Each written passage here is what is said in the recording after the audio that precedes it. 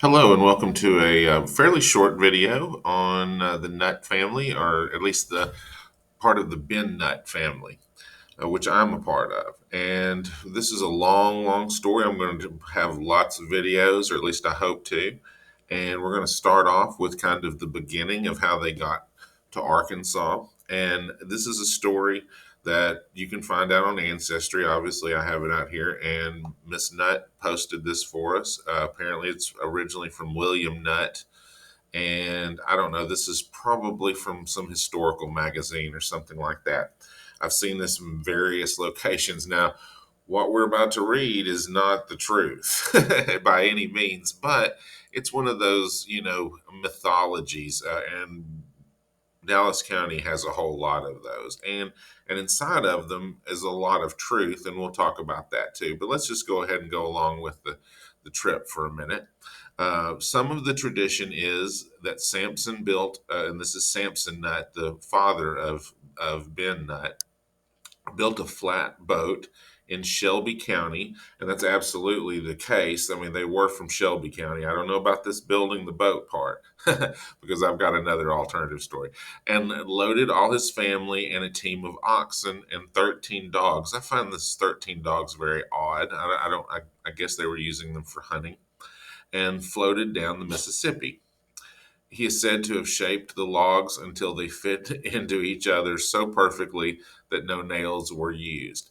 I don't know how long it took them, but they used poles to push themselves up the Washita River to Camden. All right, I have a map of this. Let's kind of watch. See what happened. Now this they did take this trip. There's just absolutely no doubt about that. Sorry, I've got a little window here that we don't need.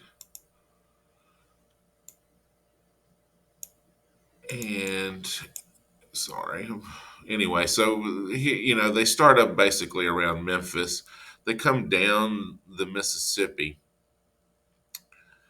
and it kind of goes off this map here. They'll have the trip up. I've kind of mapped this out even in today's world. You come all the way down the Mississippi, and then you're briefly on the Red River. Okay. And then they don't really mention the Black River. I don't know. Maybe they didn't even delineate a difference between it, but they'll be shortly on the Black River down in Louisiana, and then hop onto the Washita River and come up this way and end up in Camden. I don't know, it's somewhere about here, because here's the Saline and here's the Washita, and Dallas County was placed in between it. Sort of, I like to say, like it was the Mesopotamia of Arkansas, and in many ways it was very, very fertile. Now, why did they do this? Well, they'd been in Alabama before. If you check into the census records, that's where Ben was born. And why were they, what were they doing? Well, they were doing what everybody did. They would farm a piece of land until it had no more nutrients in it, and they had to move. And also, if you were like the second son or third son or whatnot, you weren't going to necessarily inherit all that land, and so you needed to go get your own place. And so a variety of factors kept us constantly moving out this way and moving to Arkansas. I do believe that we probably wouldn't have been here, or this area wouldn't have been so settled as quickly as it was, because really around like 1838 or so, it got pretty thick with settlements. It was because if you find, and I didn't know about this until just recently, really, is that the Red River was cut off until about 1855 by this massive log jam that had been there for about 800 years. It had been there so long that it was part of the Caddo Indian mythology. I think they even had like a monster down there or something, and you could ride your horse across the thing, and there was absolutely no way of getting a boat through it. Then I believe Shreveport is named after. There's I don't want to get into this too much because I don't know enough about it, but I believe Shreveport is named after the man that started the de-jamming of all of the Red River down there and made that.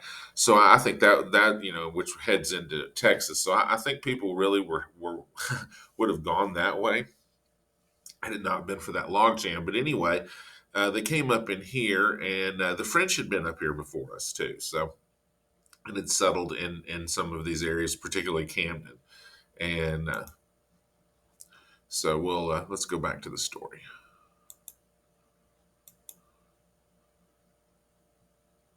Oh, and as far as the other stories I've heard about this is, no, they came up this in a steamboat. This story, I just don't. This is hard to believe. First off, we weren't, I don't believe we were so impoverished that we were going to be doing some Tom Sawyer, boat up the river like that.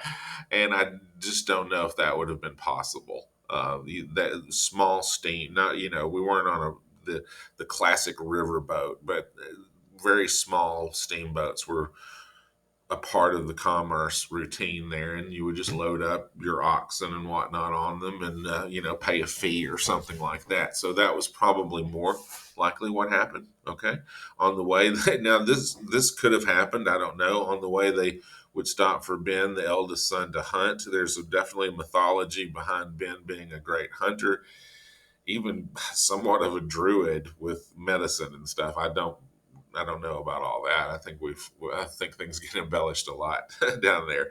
Um, he was the hunter of the family and an expert. By the time they reached Camden, they only had three dogs left. Bears and the hazards of the trip had killed off the rest. When they reached Camden, they camped on a bluff. Okay, now there it's. My French is awful, but there is a bluff there. It's like Echo Fabre or something. I don't know. It's named after the Frenchman that was there. It was basically the hills of Fabre or something like that. So there is a bluff there at Camden. But this Camden, when we were showing up, this had to have been after 1840 and before 1850. And I'll show you that. I mean, that's in some census records. We may not see that today. Um, but that's when we were showing up. Camden already was a thriving place. So anyway, we got off the boat at Camden. We absolutely did.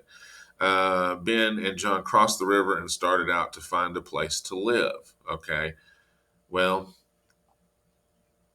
let me find you some of our records here. Okay, here is most of this and here's Ben's three parcels, some of Sampson's, the rest of the family. These are and there are more in Dallas County, but this is from Calhoun County, and this is when we were getting the land parcels. As you can tell, we were picking up the land in 1860, and this happened before 1850. I know because we have census records. May I do have that. I don't have. Here we are in. This is not the actual record, but it'll suffice for now. Here's Ben, born in Alabama in 1824. Here's his wife, and Judy Joanna. I see a lot of things with her as Joanna. So pardon me if I call her Joanna sometimes.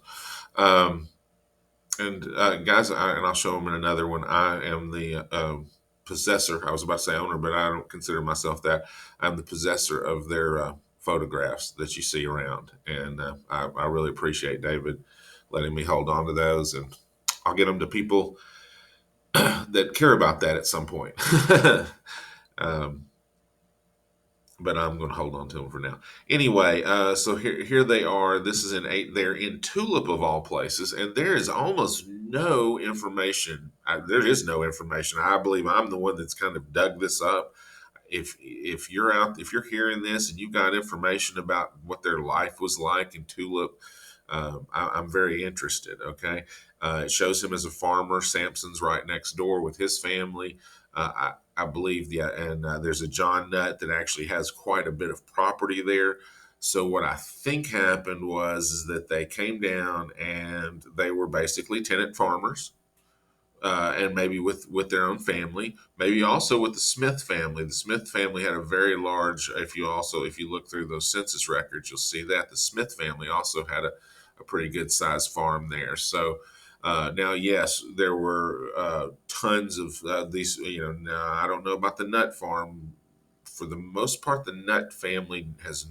I have not seen us be slave owners. The Smith family, on the other hand, was one of the predominantly large ones. So most of Tulip was, cleared and farmed and everything by slave labor.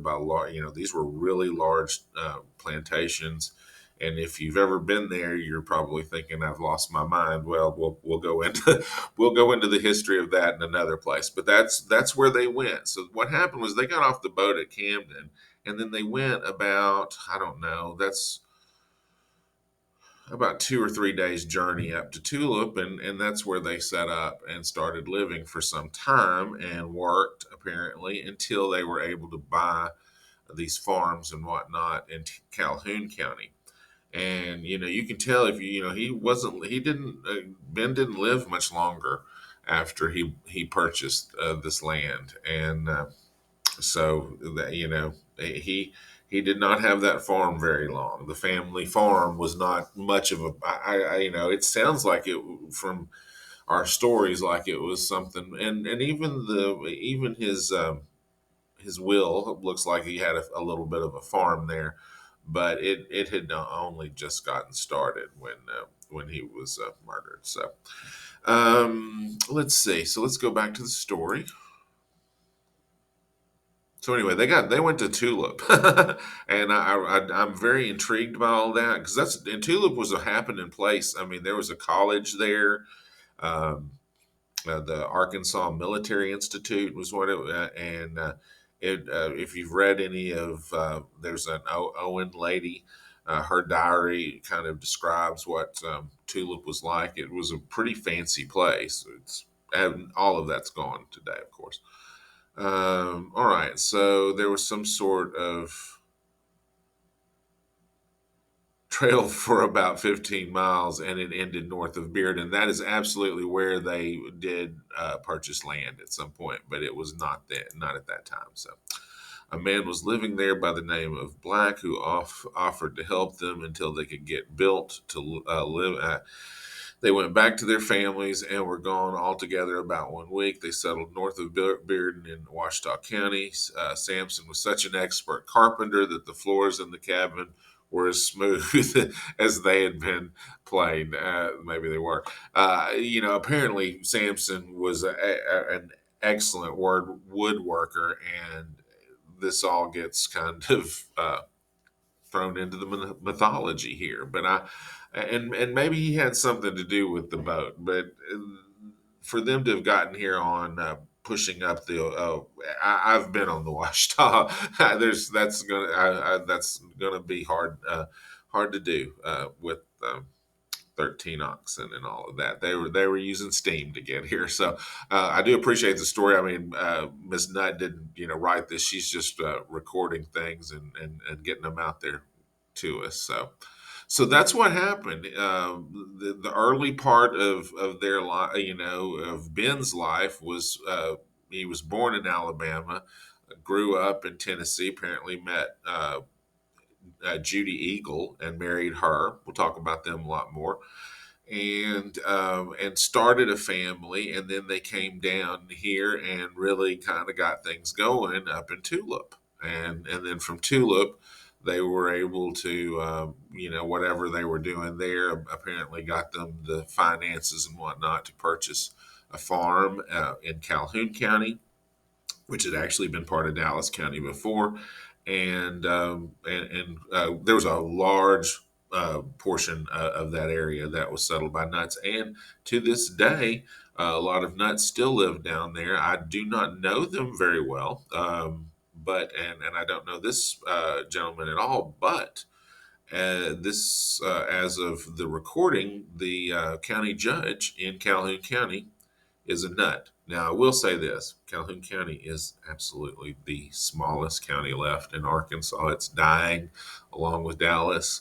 The demographics are really interesting to me, and that's something else I study. But anyway, so that's it for this. I hope you find this interesting. I'm going to try to do little bits and pieces. There'll be more of me actually on the ground. I think the next thing I'll do, I'll try to go to Tulip and talk a little bit more about the family and what they were doing there. So, all right, thanks, and have a great day.